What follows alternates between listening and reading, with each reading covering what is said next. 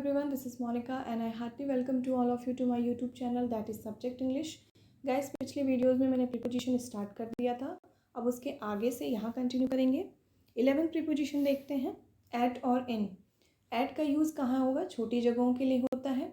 कोई छोटा एरिया, छोटा प्लेस, कोई भी छोटा सेक्टर या छोटी सिटी, वहाँ पे क्या यूज़ होगा? एट होगा। बड़ी सिटी, बड़ा प्लेस, बड़ा अर्बन एरिया या मेट्रो सिटी, तो वहाँ के लिए इनका यूज़ होगा। For example, he lives at Bandra in Mumbai. Mumbai क्या है? बहुत बड़ी सिटी है, मेट्रो सिटी है।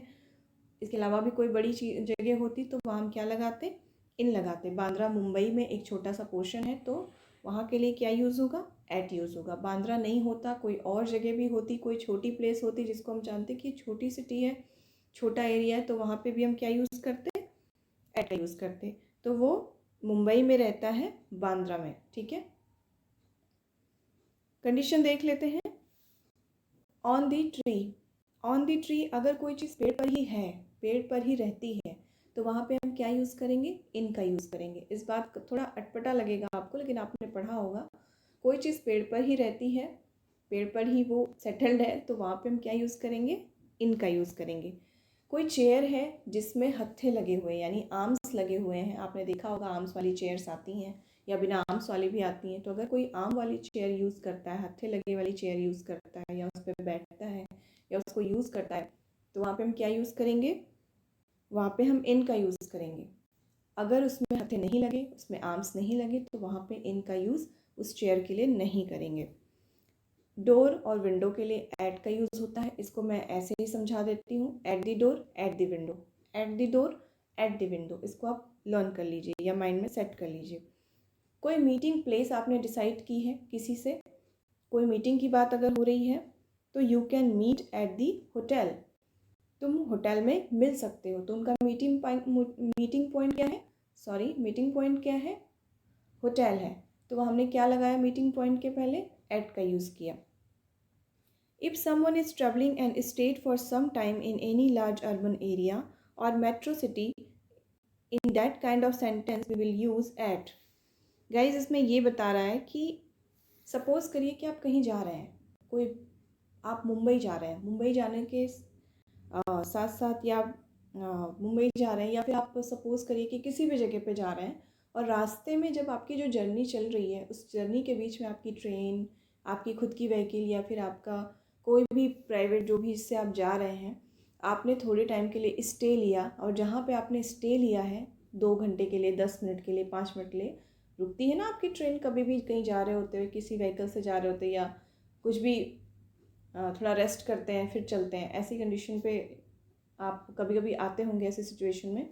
तो वहाँ पे आपने देखा होगा कि जब वहाँ पे आपकी कोई भी व्हीकल या ट्रांसपोर्ट रुकती है, तो आपको ये चीज़ देखनी है कि वो जहाँ पे रुकी है वो जगह कौन सी है। बड़ी जगह है, कोई लार्ज अर्बन एरिया है, बिग सिटी है, या फिर कोई छोटा सा कस्बा है या कुछ और है। छोटी सिटी की मैं बात कर रही हूँ या बड़ी सिटी में, दोनों में आपको देखना होगा। अगर वो बड़ी सिटी है या बड़ा अर्बन एरिया है, बड़ी प्लेस है, तो वहाँ पे हम क्या लगाएंगे? एट का यूज़ करेंगे। और अगर वो कोई छोटा एरिया है तो हम वहाँ पे एट का यूज़ नहीं करेंगे। ये ऐसे सेंटेंसेस पूछता है कि वो लंदन जा रहा था, रास्ते में वो मुंबई में 2 घंटे रुका, तो वहाँ पे जो सेंटेंस बनेगा वहाँ पे हम एट लगा के बनाएंगे, क्योंकि वो जा रहा था कहीं, और जब वो बीच में कहीं 2 घंटे के लिए, 10 मिनट के लिए रुका था, तो वो metro city, large metro city थी, लार्ज एरिया था, तो वहाँ पे हम एट का यूज़ करके कोई भी सेंटेंस बनाएंगे। अब इसको सेंटेंस में देखते हैं। On my way to England I stayed at Mumbai for 2 hours. जब मैं इंग्लैंड जा रहा था तो मैं रास्ते में 2 घंटे के लिए मुंबई में रुका था, तो यहाँ पे क्या लगाया गया? एट मुंबई यूज़ किया गया। ये कंडीशन है। बिसाइड और बिसाइड्स में बहुत ज़्यादा लोग कंफ्यूज हो जाते हैं, बिकॉज ये एग्ज़ाम में मोस्ट इम्पॉर्टेंट टॉपिक है, मोस्ट इम्पॉर्टेंट एक वर्ड है जो हमेशा आता है। उसमें छोटे से एस के साथ डिफरेंस होता है, बिसाइड और बिसाइड्स। दोनों में क्या डिफरेंस है देखते हैं। अगर आपके बगल में कोई बैठा है, आपके बगल की कोई चीज़ है, या आपके बगल में एक साइड की बात कर रहे हैं कि, तो वहाँ पे क्या यूज़ करेंगे? बिसाइड का यूज़ करेंगे। और के बावजूद के सेंस में, मतलब इसके अलावा के सेंस में बिसाइड्स का यूज़ करेंगे, एस लगा के यूज़ करेंगे। बिसाइड का यूज़ देख लेते हैं। ही सैट बिसाइड मी, वो मेरे बगल में या मेरे एक तरफ वो बैठा है। बिसाइड्स का यूज़ देख लेते हैं। Besides Hindi I know English too, Hindi के अलावा मैं इंग्लिश भी जानता हूँ। हिंदी के अलावा मैं इंग्लिश भी जानता हूँ। एक्सेप्शन की बात हो रही है, के अलावा के सेंस में, तो बिसाइड्स का यूज़ करेंगे। Across, completely from this side to other side, इस तरफ से उस तरफ पूरी कवरिंग के साथ क्रॉस करना। जैसे कि आप रिवर क्रॉस करते हैं तो एक छोर से दूसरे छोर जब जाते हैं तो आप पूरी तरह से उसको कवर कर रहे हैं। अक्रॉस, जैसे ब्रिज होता है, आप इस तरफ से उस तरफ गए एक ब्रिज के थ्रू, तो आपने क्या किया, आपने अक्रॉस दी ब्रिज, ठीक है, अक्रॉस दी पूल, या जो भी आप इस तरह से समझ रहे होंगे कि कोई चीज़ आप क्रॉस कर रहे हैं और आप कंप्लीटली आप रोड क्रॉस कर रहे हैं, रोड के इस साइड से उस साइड आप जा रहे हैं, तो क्या हो जाएगा, across the road. Example, I can swim across the river, मैं रिवर को तैर सकता हूँ इस तरफ से उस तरफ, ठीक है। इसको इस सेंस में देखिए, एक छोर से दूसरी छोर जाके तैर के जा सकता हूँ, इस किनारे से उस किनारे जा सकता हूँ, यहाँ पे अक्रॉस का यूज़ होगा।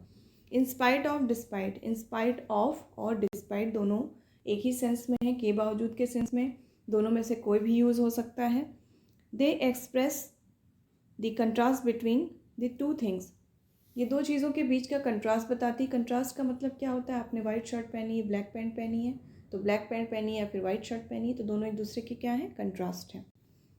इन स्पाइट ऑफ या फिर despite poverty he is honest, गरीब होने के बावजूद भी वो ईमानदार है, क्योंकि उसके पास अभाव है फिर भी वो ईमानदार है, ये एक कंट्रास्ट बिहेवियर है उसका, के बावजूद। तो यहाँ पे क्या तुलना की गई है कि गरीब इंसान क्या होता है, उसके पास अभाव होता है तो वो हमेशा सोचता है कि मेरे पास ये चीज़ किसी भी तरह से आ जाए, लेकिन ऐसा नहीं, वो बहुत ईमानदार है, तो इसके बिहेवियर को कंट्रास्ट कर रहा है।